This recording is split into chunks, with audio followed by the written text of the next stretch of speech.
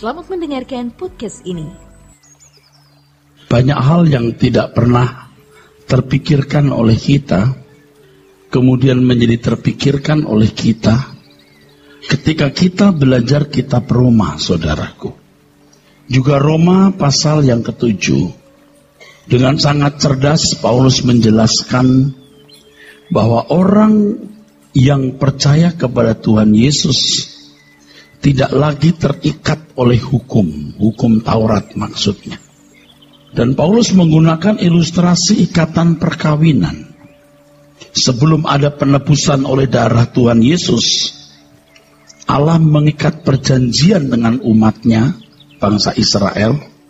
Ikatan perjanjian tersebut menggunakan sarana hukum. Jadi bangsa Israel harus hidup dalam penurutan kepada hukum. Sepanjang hidup mereka harus ada dalam penurutan kepada hukum, dimanapun, kapanpun, dan dalam keadaan bagaimanapun, secara mutlak. Kalau bangsa Israel mencoba hidup di luar dominasi hukum, itu dianggap sebagai sebuah perselingkuhan atau perzinahan.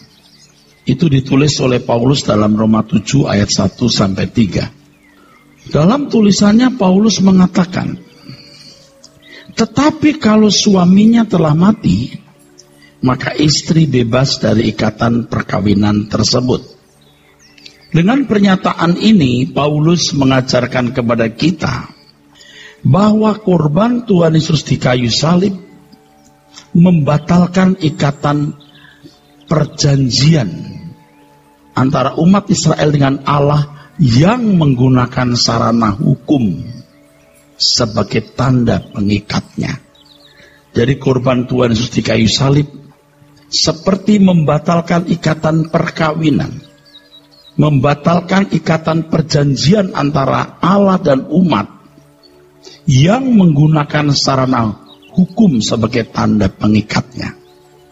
Kematian Tuhan Yesus di kayu salib menggantikan ikatan perjanjian tersebut.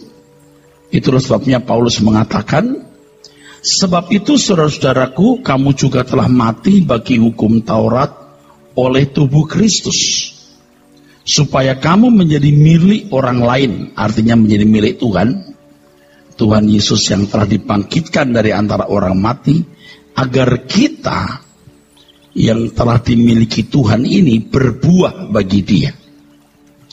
Ikatan perjanjian yang tadinya menggunakan hukum, sekarang ikatan perjanjian dengan Allah tidak menggunakan hukum sebagai sarananya, tetapi ikatan antar pribadi.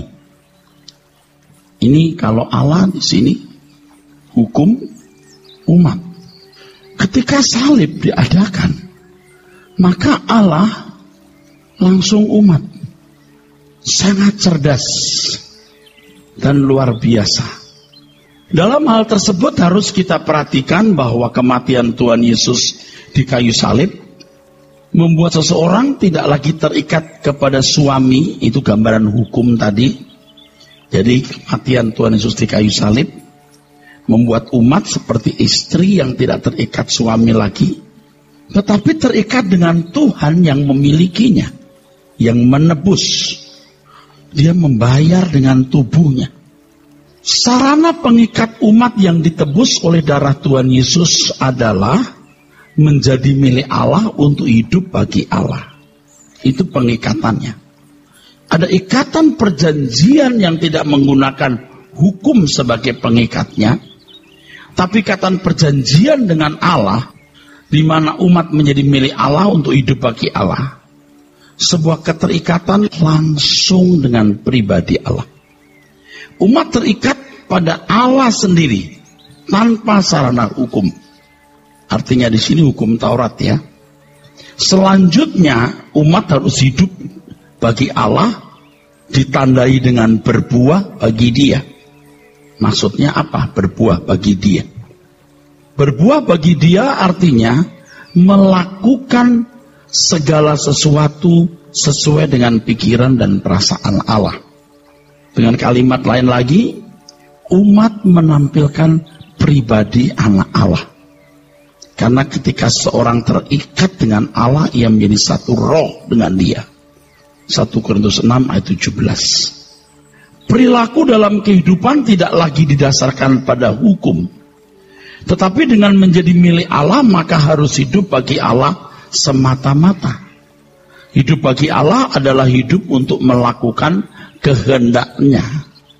Inilah yang menjadi gaya hidup Tuhan Yesus. Makananku ialah melakukan kehendak Dia yang mengutus aku dan menyelesaikan pekerjaannya. Hubungan antara Allah dengan umat bukan hanya hubungan antara Allah yang disembah dan umat yang menyembah, tetapi juga lebih eksklusif lagi hubungan antara Bapa dan Anak. Itu dengan Allah Bapa. Dengan Tuhan Yesus hubungan mempelai. Tuhan Yesus mempelai pria, kita mempelai wanita. Jadi sejak ada penebusan oleh darah Tuhan Yesus, maka kalau seseorang tidak hidup di bawah hukum Taurat, tidak lagi dapat dikatakan atau dituduh sebagai pezina. Sebenarnya ini sebuah statement yang luar biasa karena membatalkan semua pola keberagamaan. Agama pada umumnya keterikatannya dengan Allah itu dengan sarana hukum, seremonial. Seremonial itu cara-cara penyembahan. Jika tidak melakukan hal itu berarti ya tidak hidup sebagai umat yang baik, sebagai pelanggar hukum, sebagai pezina. Jadi saudara bisa mengerti kalau di Israel, di kalangan masyarakat Yahudi, hari Jumat malam itu sudah mulai kelihatan sepi. Karena orang-orang Yahudi sudah mulai mempersiapkan Sabat.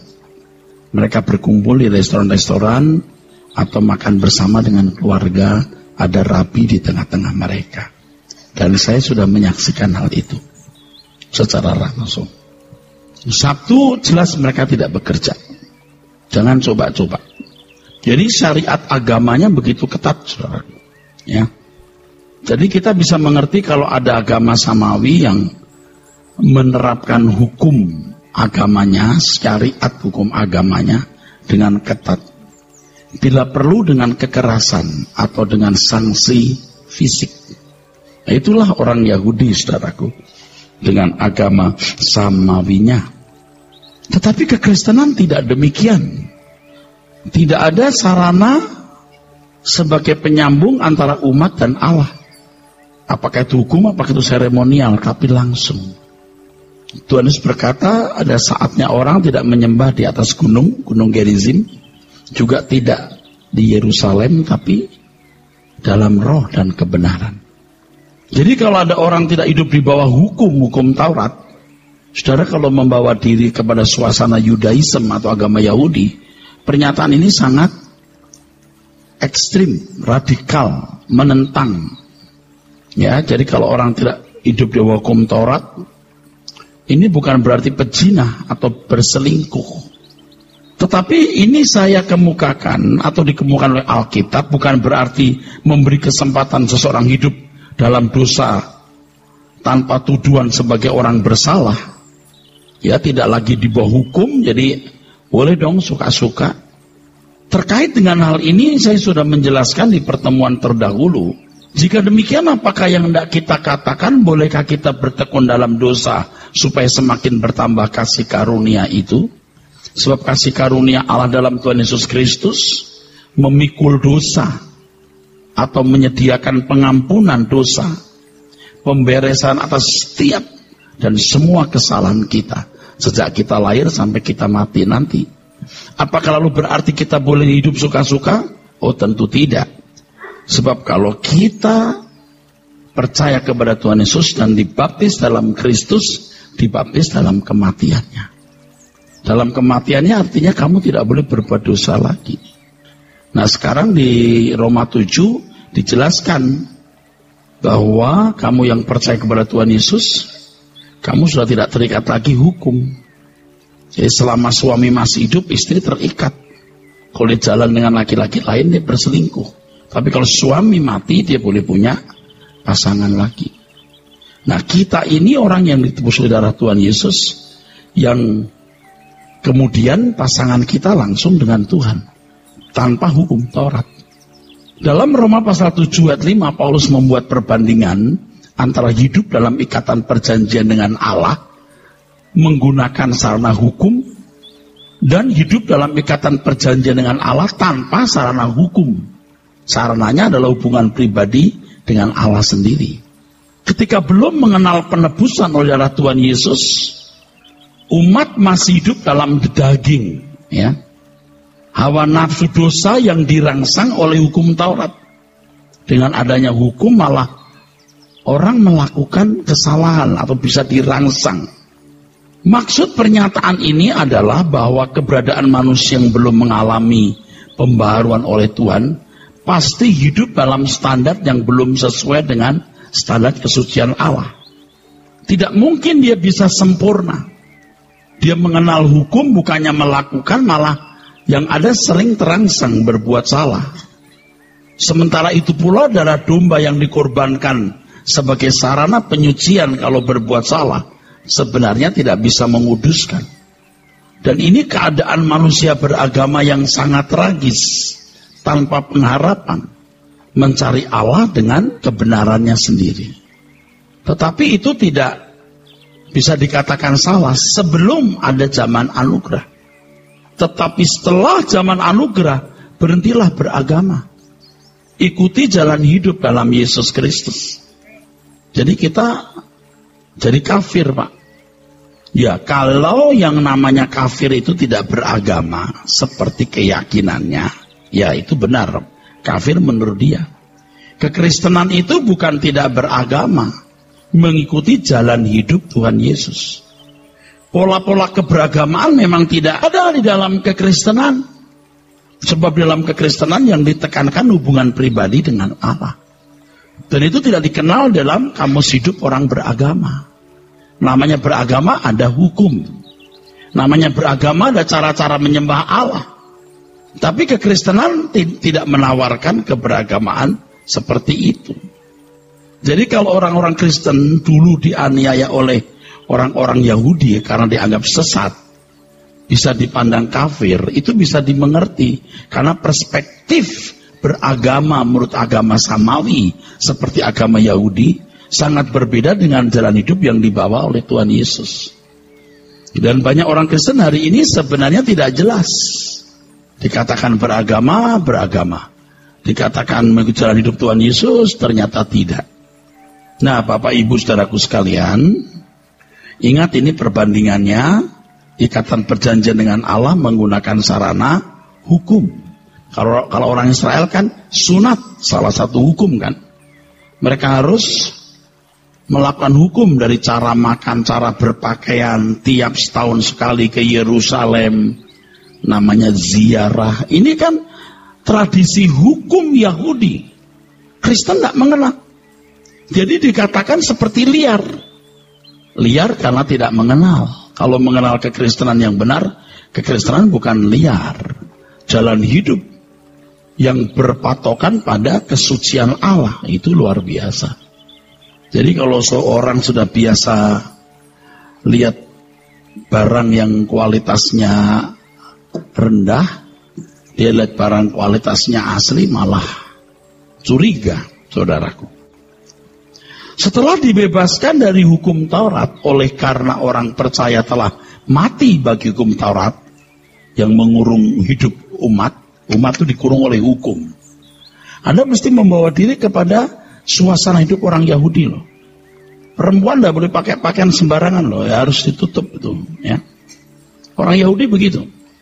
Kalau makan mesti diperiksa itu halal atau enggak. Dulu waktu kita ke Israel kita bawa abon saja ketakutan. Pada waktu makan di meja dengan guide, lalu ada rabi Yahudi, wah dia ketakutan. Tolong sembunyikan. Wah, kita sembunyikan. Padahal itu abon sapi. Sebab dari pengalaman ketika makan di meja, ada beberapa jenis makan yang dibawa dari Jakarta. Jadi kan ada orang yang, ya kita kalau jalan-jalan ke Israel itu bawa tempe kering, sambal cakalang. Loh iya, abon, serundeng, sambal cili saus, itu dibawa. Nah, satu kali ketahuan Rabi Yahudi, apa yang dilakukan, saudara? Pelayanan restoran pun takut. Itu dengan taplak digabung kerang piang kering, semua di dalamnya ditutup, krek, dibuang ke tong sampah. Sebagian pecah, hancur di situ. Begitu ketatnya, sampai bahan pakaian pun ada yang dianggap haram dan itu tidak boleh dipakai, saudaraku. Saudara tahu bahwa ada sepatu-sepatu yang terbuat dari kulit babi sekarang ini, yang lebih empuk. Itu haram kalau orang Yahudi, saudara.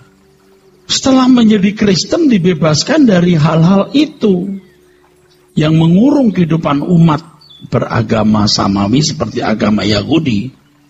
Alkitab mengatakan melayani dalam keadaan baru menurut roh, melayani Tuhan. Jadi melayani Tuhan itu bukan aktif di kegiatan gereja. Melayani Tuhan artinya melakukan apa yang menyukakan hatinya. Kalau orang memahami pelayanan itu melakukan kegiatan gereja, wah, dia tidak sungguh-sungguh merubah pola berpikir gaya hidupnya. Dia gagal menemukan panggilannya. Panggilan sebagai pedagang itu panggilan yang agung. Dia pasti juga akan membuat strata pelayan Tuhan, strata bukan pelayan Tuhan. Itu sesat.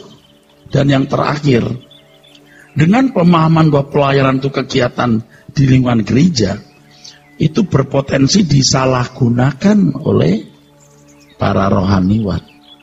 Jadi saudaraku sekalian, dari tulisan Paulus ini diberitahukan kepada kita bahwa proses keselamatan dalam Yesus Kristus akan membawa kita kepada umat pilihan, kepada kehidupan menurut roh.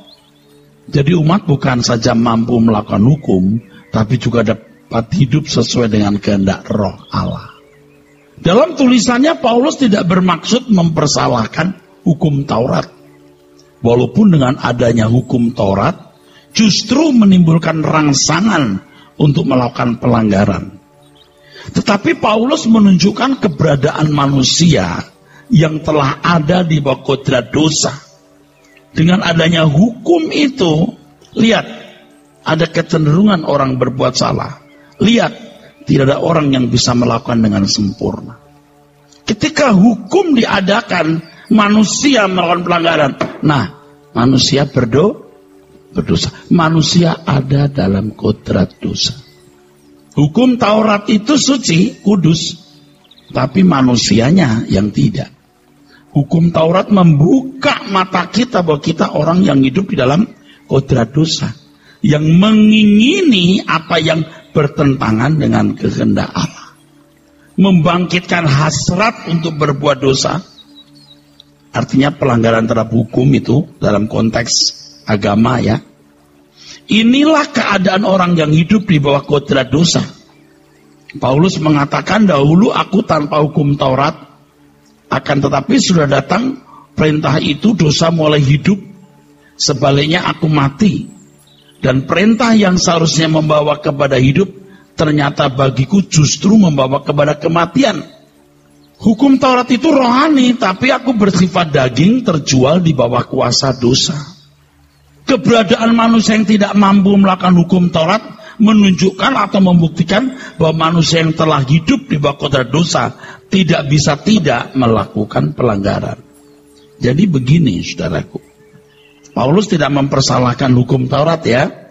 Dengan adanya hukum Taurat manusia berdosa. Nah, dengan hukum Taurat kita melihat adanya rangsangan. Rangsangan ini membangkitkan ya, pelanggaran, keinginan. Dalam bahasa aslinya epitumias, nafsu.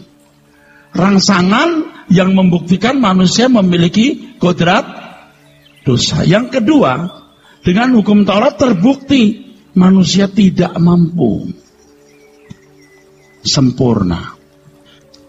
Udah tahu kan dengan adanya hukum, kamu berkodrat dosa, kamu tidak mampu. Ngapain lagi di situ?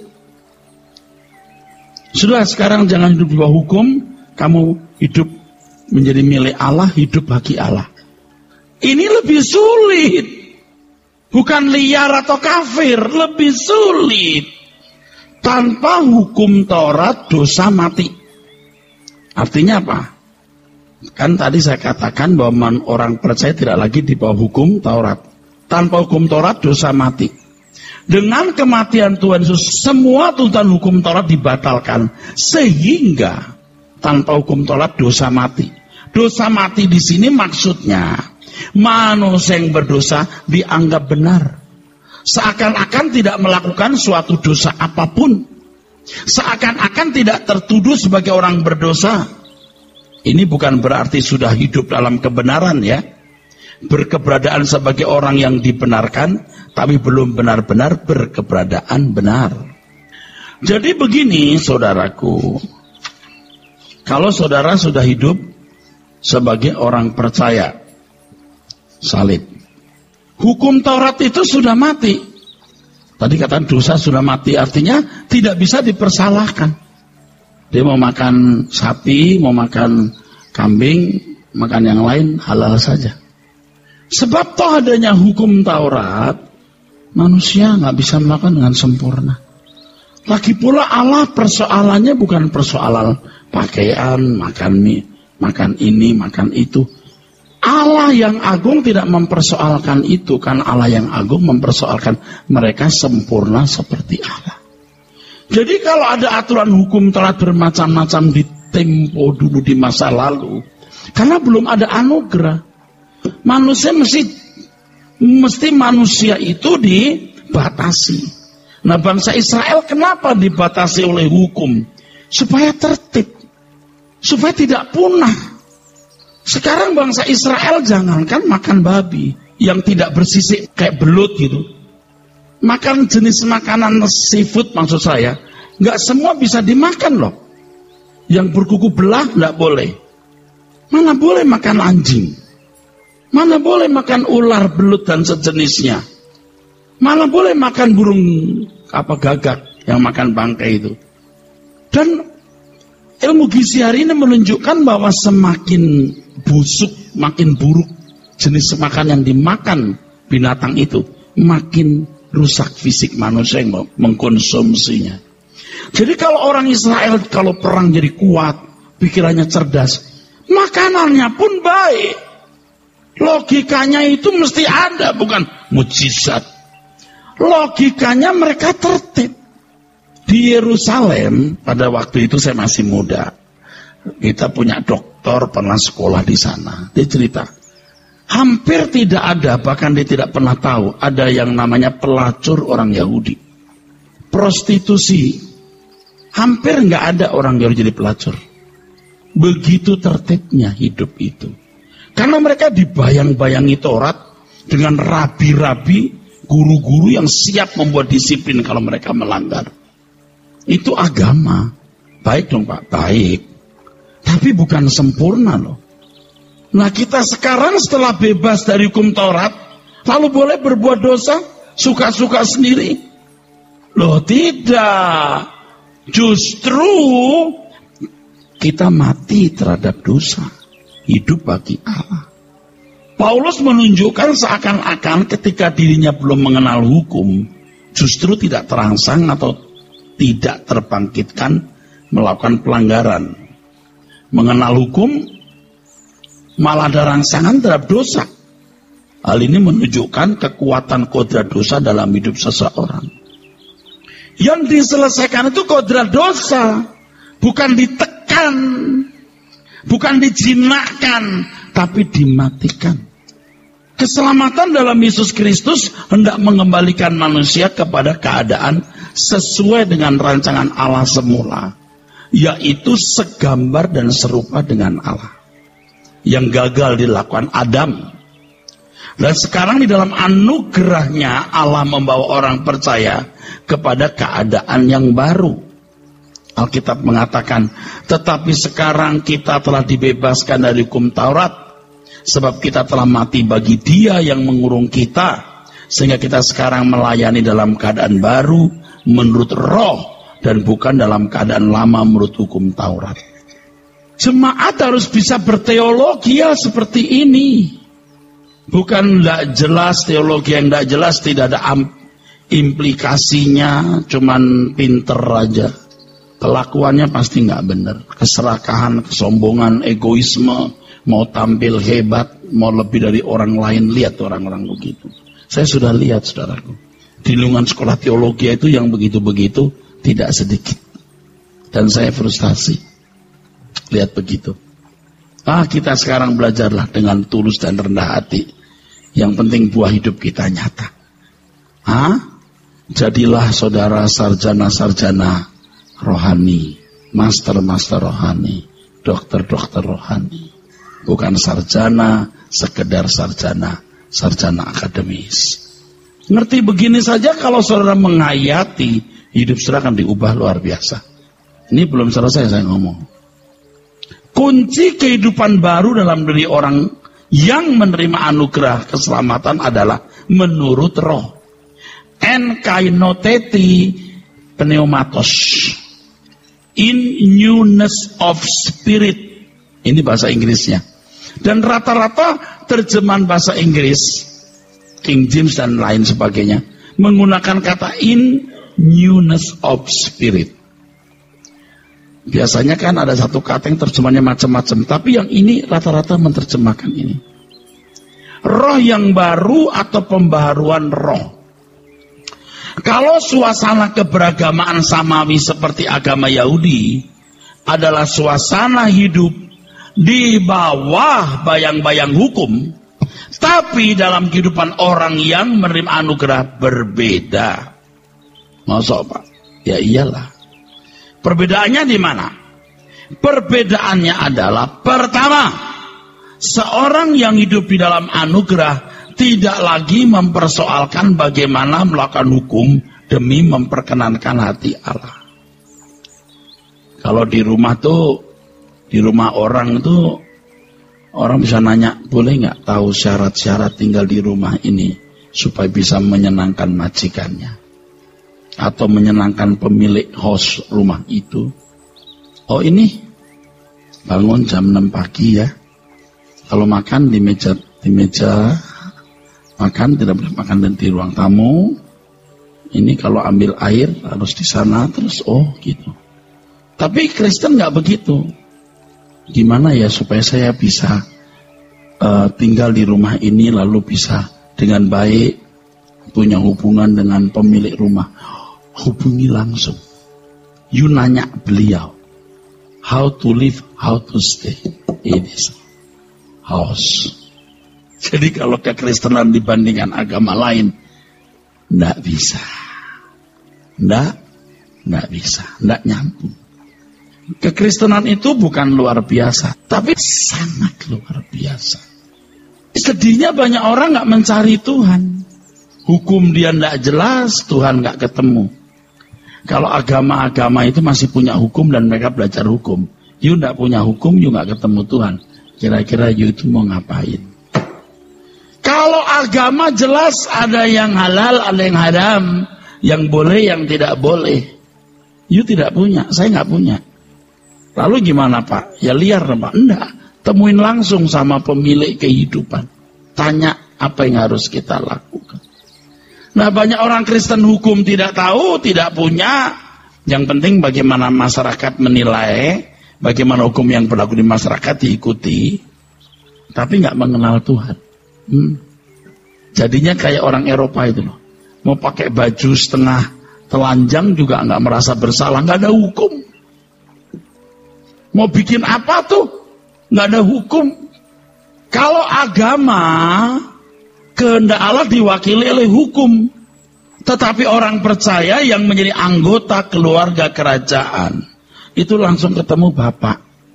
Kalau saudara nggak pernah sungguh-sungguh mencari Bapak, ketemu Bapak, saudara itu cocok disebut kafir memang. Jadi jangan sakit hati disebut kafir, emang kafir. beragama ndak jelas, berbapak juga kagak. Coba saudara. Siapa itu Pak? Ya yang tersinggung itu. Kalau ada yang tersinggung, dialah orangnya. Kristen ini kan ndak jelas di mata orang. Allah kok disebut bapak ya? Kurang ajar. Lu manusia kok ngaku anak Allah loh. Kurang ajar. Allah kok punya anak loh. Aduh nggak jelas. Lihat tuh kelakuannya orang-orang Kristen kayak begitu tuh. Apa enggak cocok disebut kafir? Cocok. Tapi Kristen yang benar tahu Allah itu memang punya putra tunggal yang menebus dosa kita. Allah nggak bisa mengampuni kita tanpa sarana loh. Harus ada yang memikul dosa. Allah yang mengampuni tanpa sarana. Itu Allah yang tidak punya tatanan, tidak punya hukum. Loh kok kita sebut anak Allah? Loh roh yang ada pada kita hembusan dari Allah loh. Wajiba nismat khayim. Jadi harus sempurna. Makanya kalau orang sudah mengerti kebenaran dalam Injil jadi anak Allah, tidak ingin yang lain. Aku cuma mau jadi anak Allah yang berkenan. Wis, mau kawin, mau tidak, punya anak, mau tidak, mau kaya, mau miskin, masa bodoh. Tapi harus memaksimalkan potensi untuk Tuhan. Betul nggak saudara? Udah maksimal nih, gaji tetap sekian, ya udah bersyukur. Betul nggak saudara? Bukan mau kaya, punya ini, punya itu, biar happy. Itu anak dunia. Ada kalimat dalam bahasa Jawa bagus. Melarat ning ningrat. Artinya, dilarang parkir di sini. Melarat itu miskin. Ning tapi, ningrat itu bangsawan. Biar melarat tapi bangsawan. Saya baru baca tadi pagi. Loh saya ini nggak tahu kalimat itu juga saya udah nggak tahu. Wah, bagus juga nih kalimat. Melarat ning ningrat. Oh gitu ya, ningrat itu kan ningrat, kita tahu lah. Melarat itu miskin, ning itu tapi. Kita itu ya saudara bangsawan. Kita misalnya dijati ya udah diem. Kita nggak mau ribut-ribut saudaraku. Bangsawan surgawi. Melarat ning ningrat. Melarat ning ningrat. Miskin tapi bangsawan ya. Jangan ningrat ning melarat terbalik. Kelihatannya bajunya bagus, pakai wah perhiasan mewah, batinnya melarat. Jangan gitu ya. Kalau di perjanjian lama ini agama samawi seperti agama Yahudi ya. Kehendak Allah itu diwakili oleh hukum. Dan biasanya ketaatan kepada hukum dikaitkan dengan berkat dan kutuk. Ayo loh, taat berkat, tidak taat laknat. Dan berkat di situ berorientasi pada pemenuhan kebutuhan jasmani. Agama-agama samawi seperti agama Yahudi, orientasinya pasti berkat jasmani. Kejayaan lahiriah, kemuliaan duniawi, wah besar. Dahsyat. Tuh lihat. Saya juga tidak ngerti. Sudah beberapa dasawarsa ini orang Kristen tuh nyanyinya juga begitu-begitu tuh. Dan saya nggak ngerti maksudnya itu apa dia itu. Tapi karena dulu saya juga belum mengerti, ikut-ikutan. Ketika kita sadar ini nggak tepat, kita mulai tidak ikut-ikutan saudara. Jangan ikut-ikutan, kita minggir saja. Kita mungkin mulai dipandang aneh, sesat. Ya nggak apa-apa. Tapi saudara yang belajar firman ini mengerti kan? Agama samawi seperti agama Israel, jor-joran. Siapa yang lebih kuat? Siapa yang lebih dahsyat? Nah, duniawi, semua duniawi. Lihat tuh sewenang-wenangnya terhadap orang lain. Itu orang Yahudi itu sewenang-wenangnya luar biasa terhadap orang Kristen. Makanya Tuhan berkata, kalau mereka nanti membawa kamu ke rumah ibadah mereka, jangan takut apa yang kau katakan. Bapakmu di surga akan menaruh perkataan di mulutmu. Sebab pada saatnya orang menggunakan nama Allah menganiaya kamu, atau mereka merasa berbuat bakti kepada Allah ketika menganiaya kamu. Itu Tuhan sudah ngomong. Jadi kita mengertilah, orang-orang itu tidak mengerti. Ya, jadi udahlah. Kita yang mengerti, kita belajar. Kedua, perbedaannya apa? Antara agamawi tadi dengan orang percaya ya.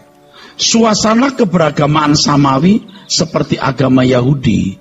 Terdapat unsur mempersembahkan sesuatu yang memperkenan hati Allah. Umat merasa punya potensi untuk berbuat baik. Untuk bisa berbuat sesuatu yang menyenangkan hati Allah dengan tindakan, perbuatan, dan pembelaannya.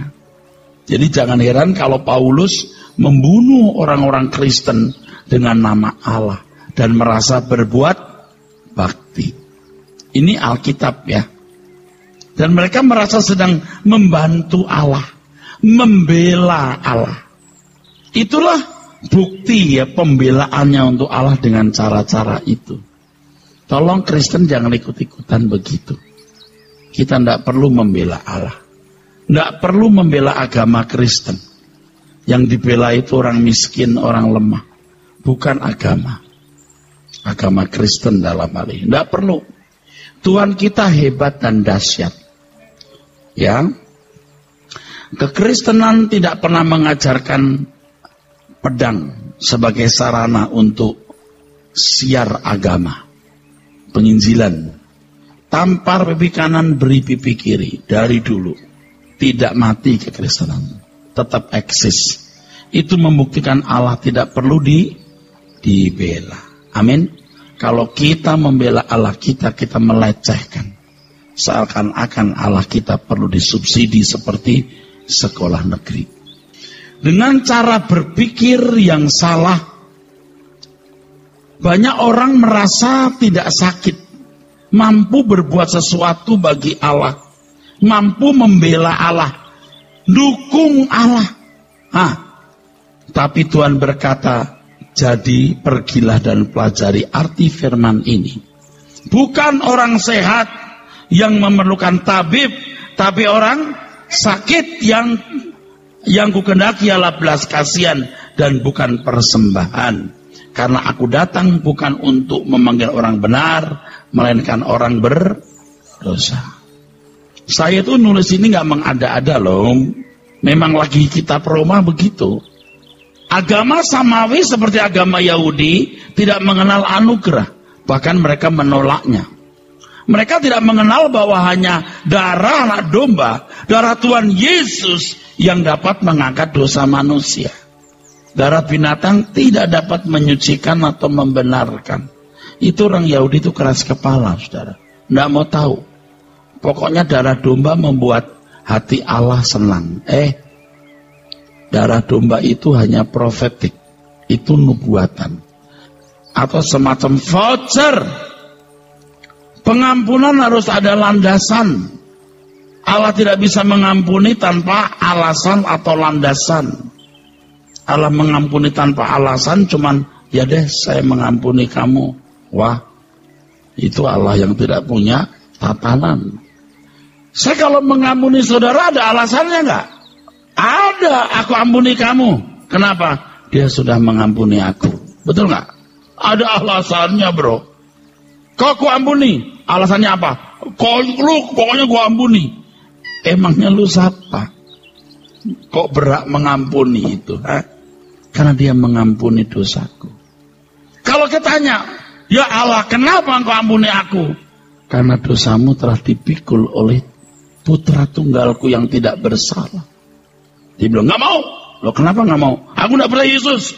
Kau percaya siapa? Kambing. Ya udah, darah kambing. Orang Yahudi gak mau. Ya sudah. Nanti ya, kalau sudah mati kamu baru tahu. Allah punya anak enggak? Nanti baru kamu tahu. Baru kamu tahu. Jangan taunya baru nanti. Kamu nyesel. Sekarang kita percaya Tuhan Yesus anak Allah. Putra tunggal Allah. Kita taati, kita kasih, kita cintai. Amin. Kita ikuti gaya hidupnya. Bagi orang percaya yang memiliki penebusan oleh darah Tuhan Yesus, bukan berarti sudah punya penyelesaian tuntas dalam hidupnya. Jangan merasa, oh sudah selesai. Karena keselamatan bukan karena perbuatan baik, karena anugerah sola gratia, kuterima dengan iman sola fide. Saudara harus tahu bahwa keselamatan dalam Tuhan Yesus Kristus mengangkat dosa-dosa kita. Tapi keberadaan kita tidak diubahkan dengan otomatis. Makanya Paulus berkata, jangan kamu berpikir karena kamu tidak di bawah hukum Taurat, kamu suka-suka hidup. Kamu sekarang sudah mati terhadap dosa. Artinya jangankan melanggar hukum, semua yang dipandang meleset oleh Allah tidak boleh kamu lakukan. Amin. Lebih berat. Lagi pula hanya orang yang melakukan kehendak Bapa yang masuk surga. Artinya kita harus berjuang untuk melakukan kehendak Bapa. Nanti kita belajar kitab Roma sampai di pasal 11 dan pasal-pasal berikut, baru jelas itu. Kamu carang liar dicangkokkan ya. Carang asli dipotong kalau nggak berbuah, kamu lagi. Nanti kan harus berbuah. Kamu tahu nggak kita harus menghadap tahta pengadilan Allah. Ini kitab Roma semua. Makanya jangan hanya lihat 1-2 ayat lalu dengan premisnya yang ada dia bangun itu ide. Ya, tidak ada implikasi yang jelas. Paulus saja berkata, aku berusaha baik aku diam dalam tubuh ini maupun di luarnya supaya berkenan. Jangan karena kita tidak hidup di hukum Taurat lalu kita boleh sembarangan hidup. Perhatikan kalimat tadi, hidup bagi Allah.